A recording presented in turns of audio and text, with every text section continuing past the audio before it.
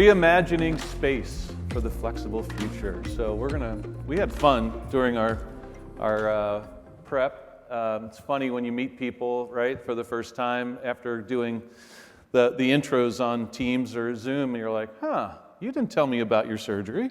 You didn't coming in and some other things. So all good. So why don't we do introductions? I'm Joe Brady from the Instant Group. Nellie? I'm Nellie Hayat, the Workplace Innovation Lead at Density. A lot of you know me from the Beyond Work podcast, so happy to be here. I'm Caroline Quick. I lead Global Real Estate and Workplace for Cloudflare. If you've never heard of our company, it's a good thing because we protect you from massive DDoS attacks, phishing attacks. Hopefully your company is using us in the background, so yeah. Great. David Rotbard from Verizon, Global Workplace Experience and Workplace Technology. Victor Sanchez, I lead the Global Design and Build team for LinkedIn. Great. Welcome, everybody. So we're going to go through and have a chat about what's happening in terms of the space, design, what's working, what's not working. But why don't we lead it off, Nellie, with you. What are you most excited about right now in this crazy, frenetic period in time? About the future of work? Yes. I think people know that I'm very passionate about it.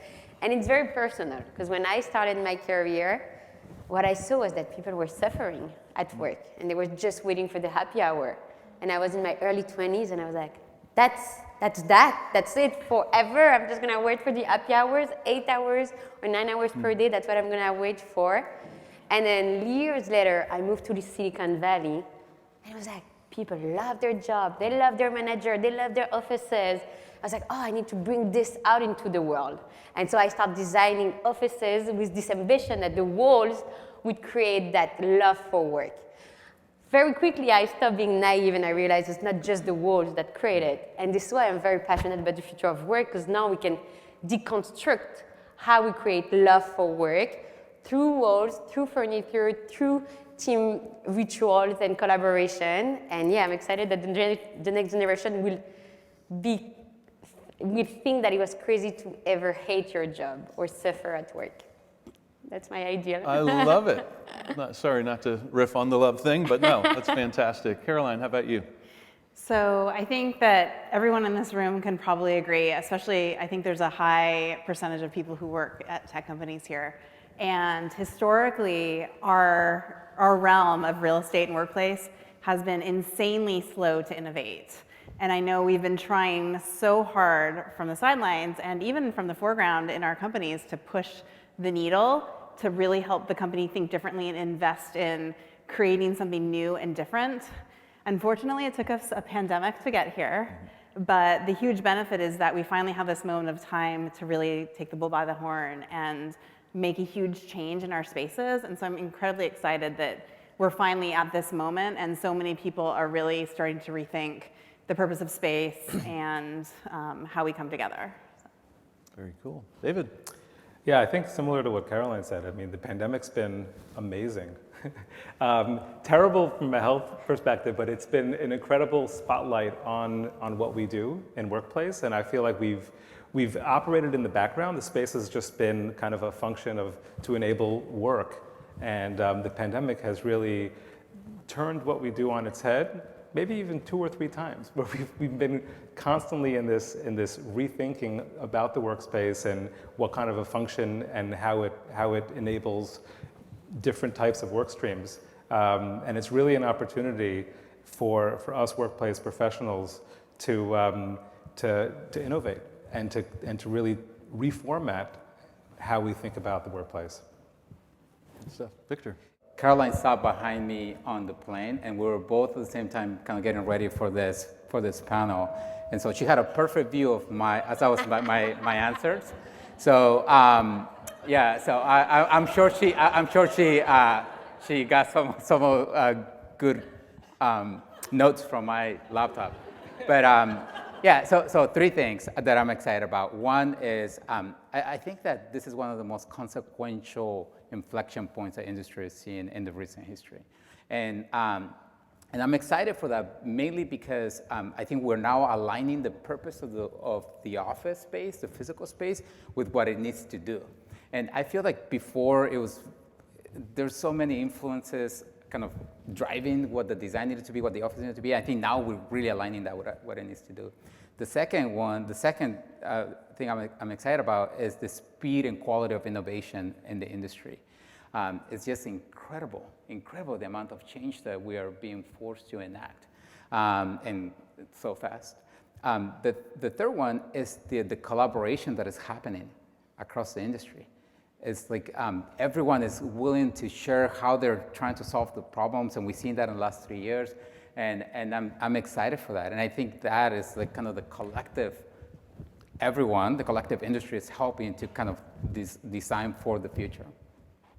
Yeah, that's terrific. So, yeah, I mean, we have love, we have creativity, innovation, collaboration. These are all fantastic things. But let's dive into some of the things that you've been doing, whether you're advising or you're doing them within your walls or elsewhere. What has been working? What have you been doing that's working? I think it doesn't work in silo. So we've learned a lot from all the amazing studies that are out there. So this morning we heard about Slack and Future Forum, how they learn from their employees. And this is where we always started. It's not new to us. We always design offices or workplace or real estate strategy based on the people and what they need and what they're working for and what they need. And so today, what we see, and the studies are showing something that Victor talked about, is that people are coming for collaboration, socialization, mentorship. And so working at Density is really amazing because we actually dive into the data, like Cloudflare, into what customers are doing. And we're seeing there's a lot of iteration. And a big thing that is not a surprise to anyone here is that most companies have shifted their ratio of focus area and group areas. So the me and the we has shifted. And now we have a lot of more of we spaces. But the challenge for us leaders is that now we are a little bit playing the game of the brokers. It's always very uncomfortable to work with brokers because they both represent the tenant and the landlord. And you're like, oh, who are they playing? What side are they on? That's what we have to do now. We are on the side of the leadership and trying to create spaces for work, or they can validate that people are working. And at the same time, we're designing spaces for people that want to come not to work, or not to work what we think used to be work. But collaboration, socialization, mentorship is what actually allows you to make greater work. So we have to play that balance now. And we're working with companies on allowing them to find that subtle line. So that's what we do. Interesting on the progression, right? Yeah. Caroline. I think that if we think about this from the perspective of space and how we think about our spaces now, one thing that I like to talk about is that gone are the days of the perfectly punch-walked, beautiful grand opening, ribbon cutting of space. We don't want that anymore. And that was hard as it was before. But now changing our mindset around how we think about space, and it's constantly evolving, right? We're always testing and iterating. So finally we're able to have buy-in from the executives, even all the way down, that our space is just like our product. We are dog fooding it. And we know that some things we're going to get right and some things we're going to get wrong, but that's how we learn. And we're constantly going to be making it better. And this is going to be a process that's going to be going on forever, right? We don't want that to change. We don't want to go back to how it was. So just like the way that, the way we work and the way we interact is always going to be changing, our spaces will always be changing. So I think that that's been something that's been working really, really well, is that, everyone now has this mindset and everyone is taking ownership of that too. So it helps us get better feedback and have more open conversations about how our space is working and how it needs to change and constantly evolve. Yeah, so mindset is changing. Sounds like a win, and you have alignment. How about physically within the space, some of the things that are working? Because you're doing some really cool stuff. Yeah, I think that the flexibility has been really great. Just making sure that we're creating spaces that allow for choice, because we hear it all the time, one size doesn't fit all. And you guys will be hearing a lot of buzzwords and lines today, but that's one of the ones that really rings true, because we want to make sure that what we're doing within the space helps support that. One of the things that we learned, Cloudflare, it's interesting, I joined Cloudflare during the pandemic, which as you can imagine, was a really challenging time for someone who leads global real estate and workplace to not be able to visit the space with people in it. So going in with like a totally fresh mindset, no preconceived notions. And one of the things that we looked at was what is working for us during the pandemic that we don't want to lose. And one of those things that we learned very early on was that having these interactions over Zoom or Google Meet or whatever it was really leveled the playing field for everyone around the globe. So no longer were you that person on the other side of the conference room on the wall trying to get your voice heard in a meeting, that everyone in our Brady Bunch squares, like we could easily see each other's nonverbal cues when someone wanted to say something or had something interesting to add. And so we learned quickly, like, okay, we don't want to lose that. So how can we make sure that when some of us come back into the office or some people are in person, that we're still maintaining this equality? Unfortunately, technology hasn't kept up with this. VC technology, there's new things coming out that are being tested, which is awesome, but we're just not there yet. So what we ended up doing, probably the experiment that we took the furthest was we removed video conferencing technology from every single room in the physical space. So you no longer even have the option to go into a conference room and have that, the 25% of the meeting that wasn't present in person to be in VC. We added a ton of phone booths in our space. With the concept, the thinking was, if you are going to be remote in a meeting, if anyone's going to be remote in a meeting, everyone will be remote. So if there's 6 people in San Francisco, 2 in Lisbon, 1 in Austin, everyone who's together goes into a phone booth, opens up Zoom, and it really forces you to question, why are we coming together in person? If we're just going to be on Zoom like we could be at home, maybe we should not be coming to the office for that purpose. Maybe we should be more thoughtful around when we're coming together. But regardless, there's always other reasons why people couldn't come in. Maybe someone was sick or whoever knows what it was. So that was a thing that we went all in on. We are now actively learning from this experiment.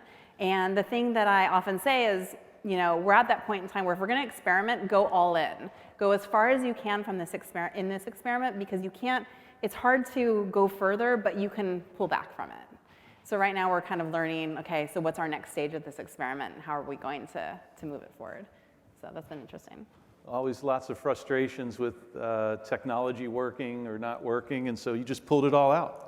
That was great. But awesome. we left in the infrastructure just in case we had to pull it back, right? Like They didn't throw it away. We didn't throw it away, but we were very smart the way we thought about it so that we knew that if we had to kind of revert, everything was in place still, that it was an easy fix so that we could take the experiment to the next level. But what are the findings? So what the state we're at right now is that we're finding that a big purpose of our space has been for our teams to come together for client meetings or customer meetings or prospective customer meetings. And often, if you have the CEO of a huge company coming into the office, you can't say, well, one of your people couldn't be here or one of our people couldn't be here, so go into a phone booth. Like that doesn't work. So we're finding that, kind of lightening this decision for certain types of meetings is our next stage of this, where we want to make sure that we're still enabling those meetings to be successful. And then we'll see, as we'll be testing out new technology for these VC options, and I'm happy to dive into that for anyone who wants to talk more about that. They will catch up. They will eventually, it's right? It's a huge market. We're just not there yet. Not there yet. So, yeah. Interesting. Good, David, while you're going, love to hear. Verizon, you've been on the leading edge of really cool and creative, flexible type things. So what's been working? Well, I think it's, moving a little bit away from the meeting spaces and things like that. I think the pandemic's been a huge opportunity for workplace technology in general. I think it was a little bit companies weren't looking at the data as much. It didn't really matter as much. People came to the office. So it was kind of like the industry that's probably boomed the most over the pandemic is the workplace technology industry, IoT devices, and things that have really enabled companies to start measuring, to start pulling data sources, and hopefully making actionable decisions. And I think that's kind of where we've gone all in that area, and what are we doing with it, and how are we implementing those decisions? That's kind of where we're at right now, and that's going to be a constant iteration. Because some of those experiments have not been successful. Some of the things that we thought over the past year that people would come flooding back in, and they haven't. So where do you actually take your portfolio at that stage, and what do you actually do? Do you do concrete decisions? Those are the hard questions that I think a lot of people here are probably evaluating and asking themselves right now. We have a better picture of data. What are we doing with it? And it's not going to be a one-size-fits-all, but that's critical. Have there been any concrete elements that you've tested and you said, yeah, this is working? The data has shown that it's working, that you've been rolling out? I mean, there are certain some learnings. Yeah, there are certain things that are very practical. From like an operational perspective, you get great numbers on how much facilities are being used, and you dial back cleaning, you dial back services, you dim floors, you even dim buildings, and depending on what's needed. So that's a lot easier to do once you start really looking at the data and making those decisions, which really help big portfolios kind of right size on some level. So I think that's critical. I would say most people have kind of really shifted their attention on some level, whether it's badge data or occupancy data. They've really given it much more attention than they've ever had before, right? And it's just beginning, right? That's just, I feel like that's about to explode. So that objective approach, right? No longer is it sort of the gut feel, and I think we kind of sort of should do this. This is what the data is showing. This is how. It can't be an absolute decision just based on data, but that's being factored more than ever. You do have to have a little bit of gut feel, and you have to have a little bit of kind of reading the audience and understanding, listening. I think what we've done, we've talked about this earlier today, like really about listening to the employees. So it's not, if you just go data, then you're disconnected from what people might be saying. So you do have to do those pulse surveys. You do have to ask. You have to give them a voice, not necessarily a vote, but at least a voice. And we have to listen a lot better. And then couple that with data and technology, and hopefully make some critical decisions. Good. Kind of the art and the science coming together. Yeah. Good. Victor, how about you? What's working? Oh, okay. I've forgotten the question. That's okay. Yeah. That's why I'm here. Yeah, cool. I'll keep you on track. So two things. So one, and I think Caroline mentioned both of them, so that supports the fact that she had a good angle on the plane. You're on the flight, you need to use a screen protector thing, right? I mean, not my fault. It's not your fault. I take full accountability for that. So I think one's choice. I think choice is working for us, and I've just giving employees the ability to decide what works for them and when it works for them. I think that's been a successful approach at LinkedIn, at least from an employee perspective. I think the other one is flexibility. Flexibility around our design, right? Like what type of furniture solutions we provide, what type of spaces, or what we call workplace products do we implement to support different work modes, and that is working well for us. I guess I can go into a little bit kind of a research that we just done. And by the way, you haven't spent time with Kevin Auburn. He leads our research and strategy team for Workplace at LinkedIn. I highly encourage you guys to talk to him about this. He has a ton of insights. But one research we reviewed with him last week, him and his team, was that to set up the context, we used to be a one-to-one, mostly kind of what used to be referenced as a sea of workstations. That was LinkedIn. And we're solving for different things. And during the pandemic, we actually, a little prior to the pandemic, we changed our workplace strategy solutions to be more like dynamic, what we call dynamic workplace environments, or dynamic work environments. And it's really kind of 50% standard work points and then 50% alternative work points. And those, and the feedback that we were getting during the pandemic of why people be back into the office, why they wanted to come back into the office, which mostly to collaborate with others, kind of really supported that transition. And we've been collecting a ton of data around how are people using those spaces, and we are learning that people in their neighborhoods don't like to use the open collaboration type of space to collaborate. It's, the number one preferred type of work point is a standard workstation. And then within the neighborhood, then is an open collaboration type of space. However, it's being utilized by just one person instead of really collaborating there. And so we found that fascinating. But then we also introduced this other type of space that we call co-working. And co-working is working well. The same type of alternative type of workspace in a co-working setting has higher utilization. And then so we're kind of trying to create kind of reasons why that is. My sense is that people feel more open to kind of share, collaborate in the open co-working type of space, and then they want to be respectful of other people in the neighborhoods. But I think the broader question that I thought about, and this might be kind of provoking for some of you guys, is that people don't know what they want. And people are saying, I want to be back in the office because I want to collaborate. But when they come to the office, or maybe that is the main driver, the main reason why people want to come to the office. Well, I should say at LinkedIn is amenities is number one. By the way, we give 100% subsidized food. So food is number one. Number second is people are saying to collaborate.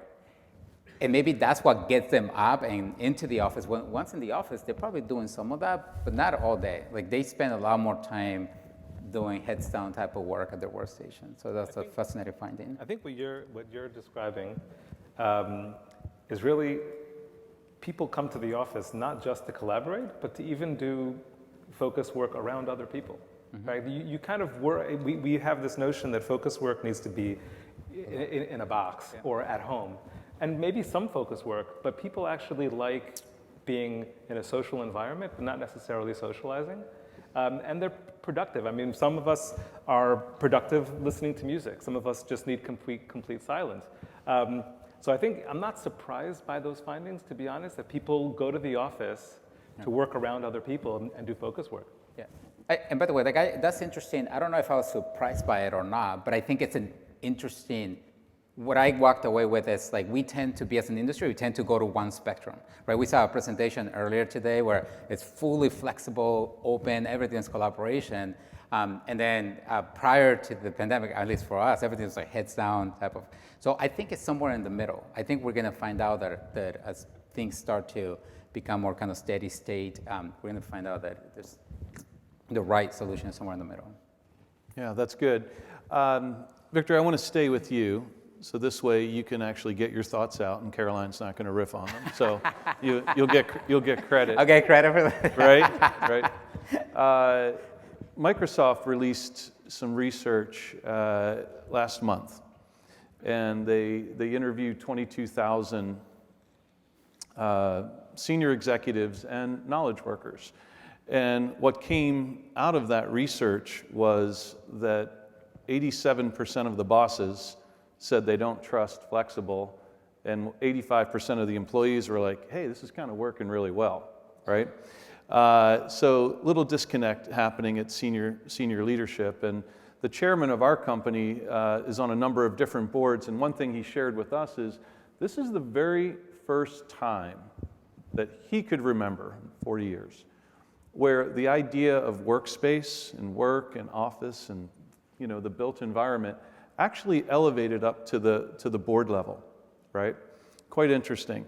Curious though, Victor, starting with you, how have you been interacting with senior leadership? What is that role of senior leadership in terms of allowing innovation to happen? And talk a little bit more about that. Yeah. By the way, I'm not surprised by that disconnect. But I think a lot of it is also when these surveys go out, they're based, like people respond, there's a little bit of bias, right? Like personal bias, like what would give me what would create the best outcome to support what my personal preference. The executive is, I would imagine most of them are focused on the company performance, and that's what they know. They know that by people being in the office, that's how they're gonna deliver to that company performance, the business outcomes. Employees, we heard today, they want the additional flexibility and the ability to kind of balance their life and stuff. And so I think there's an inherent bias around like, hey, yeah, this is working great. Mm-hmm. So I share a couple of things with you guys that I'm not sure that it would directly answer the question, but one observation we're making, and this is based on data, in terms of attendance in Dublin, the lowest, this is based on demographics, and we don't do like age, we use type of roles.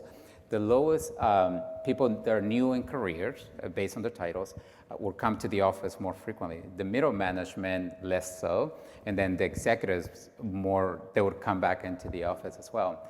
And so I think that says a lot of things, right? One is that the executives say they'd rather be in the office, and then early in career employees as well. And I think that kind of supports some of the observations people were making earlier. I think generally speaking, our executive team supports the mindset of innovation and experimentation. Now, they're kind of jumping on to like, hey, let's go drive change based on the learnings.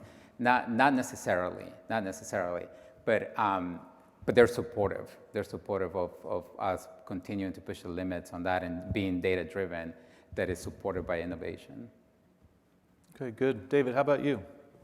So I can speak, at Verizon, especially, so I guess across the spectrum, if the executives are kind of coming straight down the real estate line, then it's kind of one approach, but if it comes through HR, it's another approach, and I think it's really important that those two marry, right? So it can't be, and then we sit and a workplace experience really sits somewhere in between. I mean, yes, we report real estate reports up to CAO, but you really have to work hand in hand with the HR side, understanding your employees, listening to your employees, understanding the value of retention, understanding a lot of those things that don't fall right into bricks and mortar. So having those executive teams come together is critical for any successful output.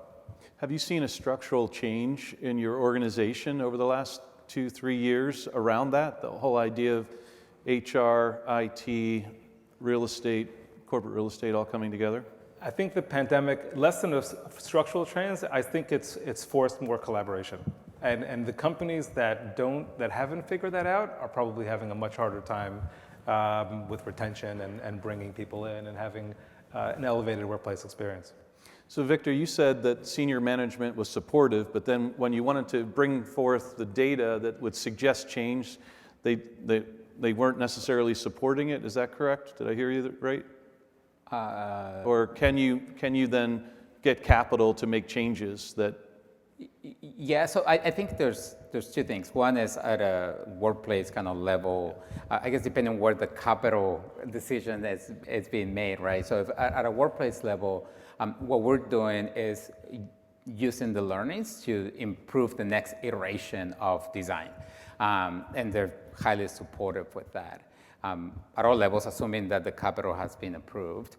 Yeah, but I guess at a senior executive level, like the folks, the head of HR, head of engineering, they're not necessarily influencing too much of kind of what our design decisions are. We've been lucky enough that we've been driving those decisions.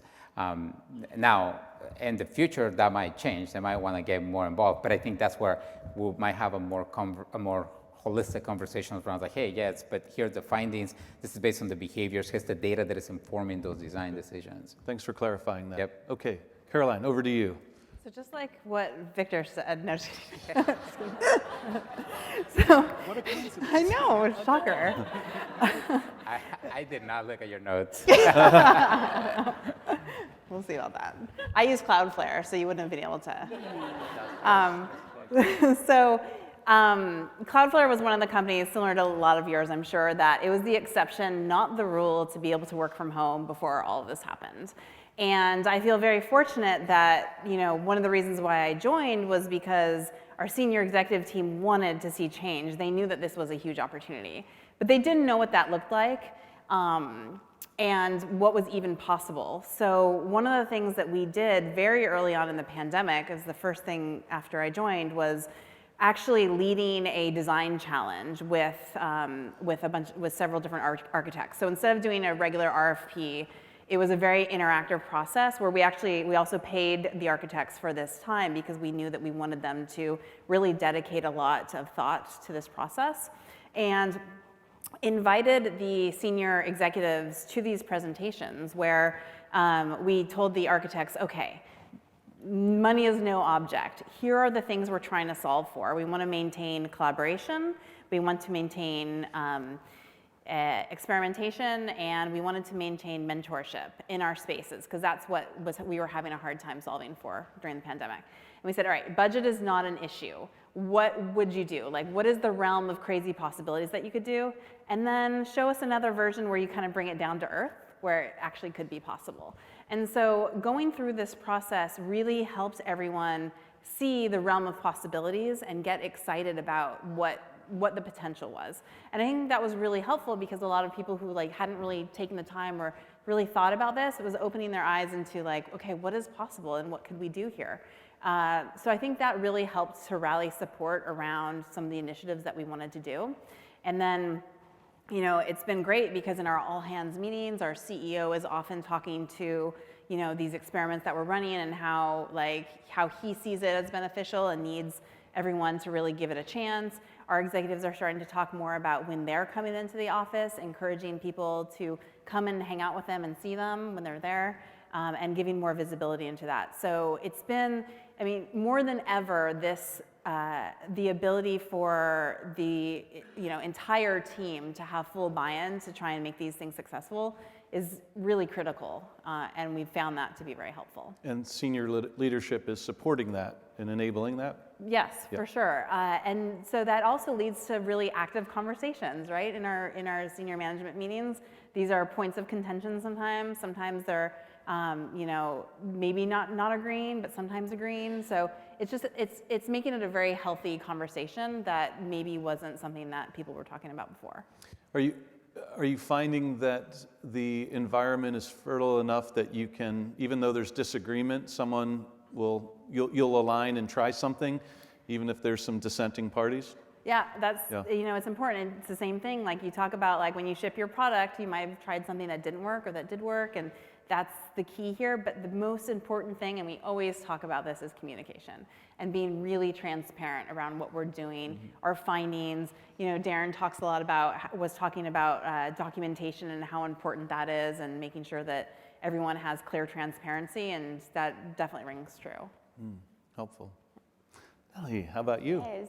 So I'm really glad we're talking about that disconnect between employers and employees, because that's what I was referring to when I say we are the new brokers. We need to fill that gap. We need to get leadership on board with what employees need now, which is very different than before. And something that is fascinating is that I ran a group of industry leaders in New York a few months ago, and they all shared that they want to play with the data, and we heard from everyone here, they want to have data, they want to play with the data, but they have to hide it from leadership, because leadership are not fluent in what the data is telling. And so now one of a new role we need to add on our large list of tasks is becoming better storytellers. And I love what Rex shared earlier, because that's a finding we found at Density. We realized, as we're looking at data across Fortune 500 and Fortune 1100, is that Mondays are the new Fridays. Mondays' utilization of Office are trending toward a very low utilization like Friday. And we're like, a leadership might look at it and be like, okay, let's do something about it. And then we heard from Rex that Mondays used to have the highest rate of heart attack or quitting. I think I quit all my jobs on Mondays. And so people are protecting themselves when they decide not to show up on Monday in the office, it's because they're protecting their health, their mental health. So we need to understand what we're reading from the data and become better storytellers so we can get the leadership on board on deciding what we do with Mondays. Do we force people back, or do we allow them to protect themselves and maybe give them a voucher to go to a yoga studio or to do some wellness? But understanding that it's about people, not about the space, and the space should react to what people are doing to themselves, whether it's protecting or empowering themselves or finding connection. I think there was a song about I don't like Mondays or something like that, right? That's interesting. So the storytelling aspect, isn't it? It's so much more important now. And when you reframe data, Are there new metrics that you're thinking about and considering? Is, space per desk, is utilization relevant? So can you talk a little bit about the new metrics? So this new metric is very interesting. Recently, there was an amazing leader who said, it's not the death of the office, it's the death of the desk. Like we're getting rid of them, which is not so true because we have them at home now. But where we're reframing our storytelling is another finding that we found was that we all know this phrase, which is culture eats strategy for breakfast. Well, our data shows that culture doesn't eat breakfast, it actually eats lunch. No one comes to the office before 11 a.m. anymore. And again, because morning we're hectics. And people had to go to such a trouble to go to the office by 8 or 9. And now people are like, wait, I'm going to put a few meetings in a time where it's not hectic, where I put the kids to school or whatever, I did what I needed to do. And then by 11, I'll feel good to go and create that belonging that I'm longing for, that I cannot derive at home. I think there's new metrics happening now, and they're less about how we use the space, but like, are we allowing people to really use the space for what they want? Excellent point. Caroline, how about you?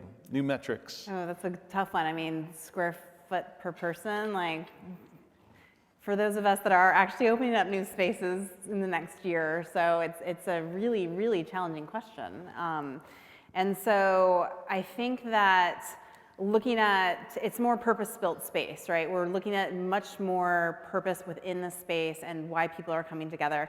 I mean, I know for myself, on the days that I'm going into the office, I'm completely relearning how to be there in a way that isn't the same as when I'm working from home, right? I'll clear my calendar that day and say in person only, because I don't want to go in just to be in meetings. I want to go in there and interact. I want to leave with more energy than I walked into the office with, which is awesome, and I'm loving that. But I think that it's much more about making sure that our teams have the choice of how they want to work, the flexibility, the opportunity to really come together and have those moments of, we're calling them offsites, onsites, and everything. And the way that we design our space, we have all these great workshop zones that can support these events in multiple ways. And so just making sure that we're giving the teams the opportunity and the flexibility within the space to do the work they need to do. How do you measure that? That's a challenge. I mean, we're having conversations now about how can we make sure that our teams are being as productive as they can be, right?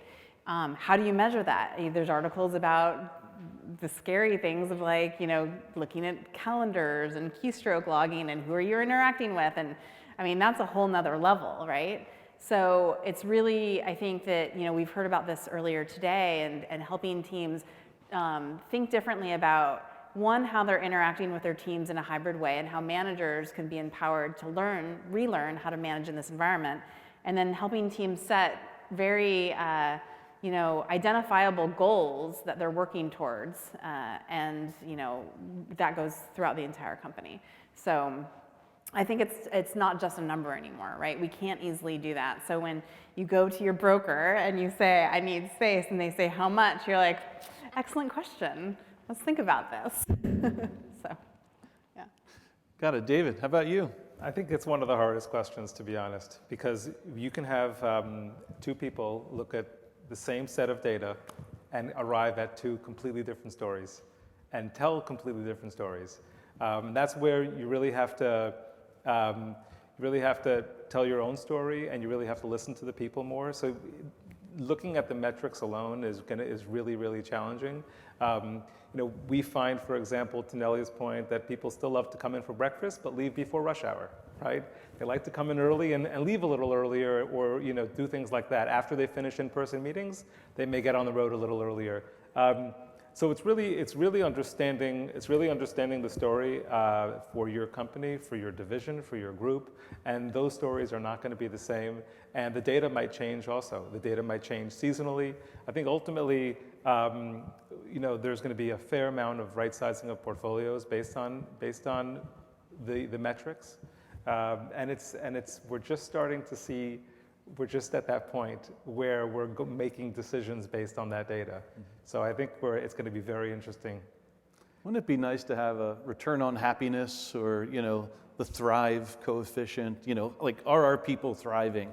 Are they really doing what they need to do? Are the outcomes coming, and are they happy being there? Victor, how about you? Thoughts on the new metrics? I have a question for Nellie before I answer. By all means. So people are coming in for lunch, which is around 10, 11. When are they leaving for you? What are you seeing? It's about the same as before. Around 4 or 5? Yeah, exactly. But yeah, the mornings are really taking a different shape. Yeah, we don't have the ability to measure when people leave yet. Soon we will. Want some density but I product? have a, well, we haven't made it work yet. We're in the process of doing that. But I have a hypothesis. I think a lot of people are coming into the office just for lunch and leaving right after lunch. Yeah. But I can't document that. I don't have the data yet for it. So it's definitely an attractor. That might be good enough. That might be good for the company. I think around metrics, we look at it from two perspectives. One is kind of behavior metrics, and that is attendance. So we continue to track attendance, and that's an important variable for us to be trending. The second one is utilization at a micro level. And that's behavior, right? It's like what's happening when people come into the office, what are they doing? Are they in the conference room 50% of the time? Are they at the workstation? Are they in the open collaboration space? So the other one that we're in the process of developing is an experience index. And again, Kevin's team is really focused on defining what that is. How is it based only on subjective feedback? Is it based on objective and subjective?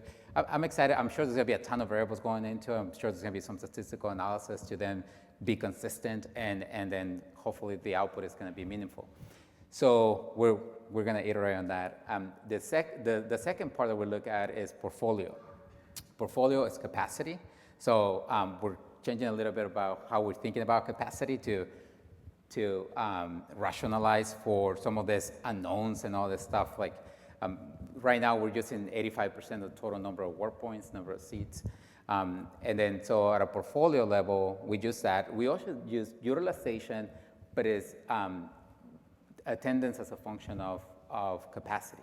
So, and that allows us to make portfolio level decisions. And then the last one that at a portfolio level, we use what we call planning ratio. And it's like how many people could potentially come into the office, and that as a comparison to the total capacity we have. Not that I don't think that's ever going to get to like, we're never going to get to a place where everyone comes in, but we're seeing trends, and we're planning for like 2 to 3, or 1 to 2, or 1 to 3 based on the different markets and based on those attendance patterns and utilization. So those are the metrics we're using to now start driving real meaningful portfolio changes. And the main driver for those changes are to optimize for the experience. And we believe that people get a better experience where they come together. The space doesn't feel like as open, when there's a lot of synergy in the space. I want to go back on what Victor said, because he used the word experience, and this is what we know now of our time. We are in the experience economy. And so people are going back to restaurants because they know what experience they'll get out of it. They go to yoga studios because they know what experience they get out of it. We're asking people to come to the office blindsided. They don't know what experience they'll get to. Or we're pretending they'll get value of it. This way we say, yeah, you should come back, you're going to get something out of it. And then they come and there's nothing, there's no gift. We're pretending there are gifts, and it's more cruel than any Christmas. Like sometimes they come, nothing happens. They don't get any value of it. They don't get any gifts. And so the technology really needs to advance, in your point, to really enable people to know what they'll get out of it. They want the experience, but the experience needs to be there. And so there's this amazing chef in New York, and I'm blanking the name right now. I'll put it on the pregnancy brain. Created that concept kind of unreasonable hospitality, because he was competing to be the best restaurants in the world. So the food was a big element of it. But then he also realized that people forget what they eat, they never forget what they felt. And so he created that restaurant where employees are empowered to provide exceptional hospitality, not service, hospitality. And I think today when we're telling people, you should come to the office, you're going to get something out of it, We need to get there. We need to give that unreasonable gifting that we pretend they will get if we actually want people to come book our space and come and get those gifts. I just want to make one other point. I think it's similar to what Victor said. I think if you look at this room right here, if we had the same amount of people, if we had the same amount of people in Madison Square Garden, it would feel incredibly empty, right? The reason why this works is because there is a direct correlation between the amount of people and the amount of space. And on a portfolio strategy side, this is just, I think we need to perhaps dim, or lessen the amount of available space, create more density, sorry to use that word loosely, but create more density within the space that's available, because that'll increase the energy. That's just science, right? So we bring more people together in smaller amounts of space, create that energy, remind people it's a process, remind people the value of coming together.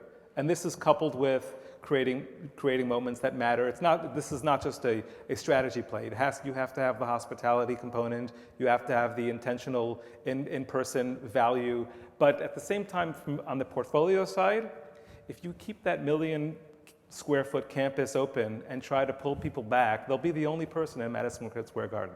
And it's just, it's not going to work. I mean, at least the way we see it. So it's got to be coupled with the portfolio strategy and the experience and the technology and the hospitality to kind of create that recipe for each company, whatever might work, what work for them. But that's kind of where I think we're headed.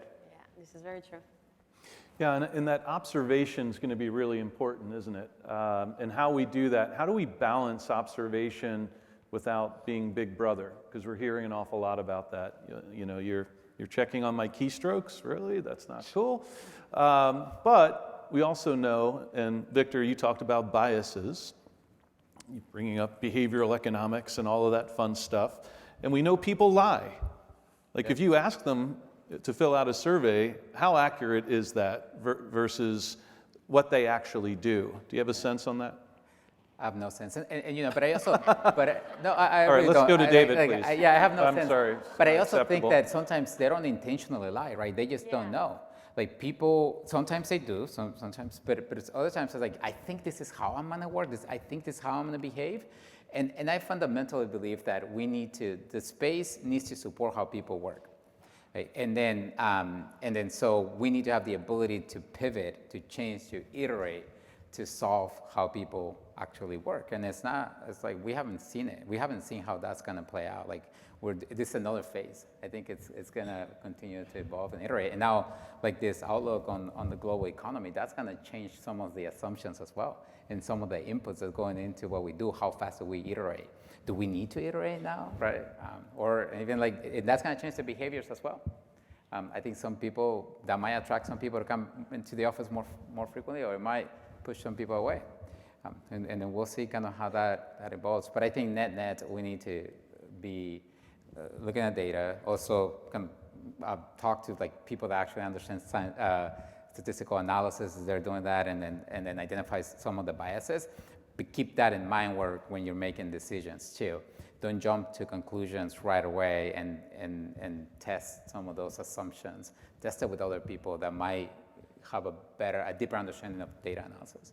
Also, just to play off what Nellie said, the importance of the hospitality mindset is so critical now, right? All of our workplace teams are now like a concierge, right? So just shifting that mentality of how they're interacting with the people who are coming in and just the experience that they're offering, because data can tell us one thing if people are coming in or not, but until we actually talk to them and actively observe, right? It's almost like we're stepping back to before we had the access to data, where we would actually, walk around and observe people. And, it was like a test in anthropology where we would actually kind of sit and watch and then actually talk to people. Oh my gosh, why are you here today? What brought you in? What's working for you? What's not? Like being able to actually get live, right there, the moment feedback, and then make actionable insights on it too. One of the things that we have found is that one of our biggest challenges for people coming in is that they just don't know if they're going to come in and see anyone that day, right? So that's a big blocker as to why you come in. We've been working the past year and a half to develop an app that is on the cusp of release, which I'm very excited about, which will give people that visibility. So you can make educated decisions on coming in, where you're going to work for that day, if you have the amenities available that you need, but also if the people that you are going to interact with on that day or on any given day are going to be there, so that you know that, like, okay, so I'm going to come into Madison Square Garden and it might feel like there's no one there, but there are people here and this is how I can find them. So I think that's really key, is the visibility into that, and also just the actual live interaction. Okay, so before we rock into lunch, we're going crystal ball time, okay? Not too far out, but 3 years from now, what do you think this panel is going to be talking about? What do you think is going to be happening around the flexible future of space? Nellie. Oy. Hey. 3 years from now, I think this room will be, something that I'm certain of is that this room will be more diverse. We have one head of remote here, we have one talking about the future of like education was brought in, but we need a lot more diversity in this room if we want to cater to a very diverse population. Something else that I see is that having a lot of skills, also new skills coming in. I talk about storytellers. We hear teams rebranding themselves, so there's branding involved. We have a couple of R&D people. We need a lot more. We need the creativity and genius to think about what we'll need in the future. So I see more product manager, marketing, sales being here, branding, and people, because something that we witness from our customers and also from the industry is that a lot of workplaces have moved under people team. We're missing those people in the room today. So what I see is that really much in 3 years, we'll have a lot more diverse people taking control over what the future will look like. And that's something that I want to leave the audience with, is that what we're doing really matters, because we do impact millions of people. When I hated my job when I started, because people had made decisions on designing an office that was not allowing me to feel good, or they were designing a work day that was not allowing me to be my full self. They impacted me. So today, because we are the decision maker, we are impacting millions of people. And so I want this room to be empowered with that action and responsibility. Love it. Caroline. So I just learned the other day, and I'm excited to share with you all, did you know that George Jetson was born in July of 2022? Did you know this? Think about his world.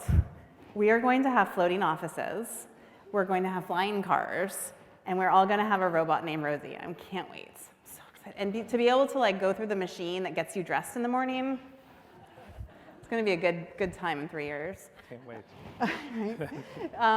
But realistically, if you think about this on kind of a bigger scale, in 3 years, we will have a much more incorporated workforce of those students who went through a couple of years of schooling where they were pushed into this crazy world. And so instead of our teams and our companies having to kind of figure out how to adapt to this, they actually had to go through school and figure it out. And so I think that the incoming workforce is going to have more experience and understanding of how do you survive in this world of working in, being able to work in remote and more hybrid environments. So instead of adjusting to that, it'll kind of be more of a norm. So I think we're going to see a shift in the way that people are working and interacting in a way that we hadn't seen before. Because previously we were always, schools were looking to companies to say, what do you look for in the employees that you're hiring? And often the answer was like, people who can collaborate, people who are great at teamwork. And now it's a little bit the reverse, where we're going to be looking to learn from them on how we can get better in the ways that we're working together. So I think that will have a huge impact on our companies and how we're working together. So I'm excited about that, and I think that that's also going to lead to companies thinking differently about the people they hire, really focused on these skills more than degrees, which I think will be very powerful for companies. And I love the Jetsons. Great reference. David. I'll make it quick. I think we're going to come full circle on employee experience. I think we're 3 years from now, I think we'll be in a great place where we have a much better understanding of what that story is. Our real estate portfolios will hopefully represent that, and the technology will be caught up, and we'll be thrilled. It'll be 3 years. I mean, we better we're going to be in shape by then. No doubt. We'll have other problems, but we'll be.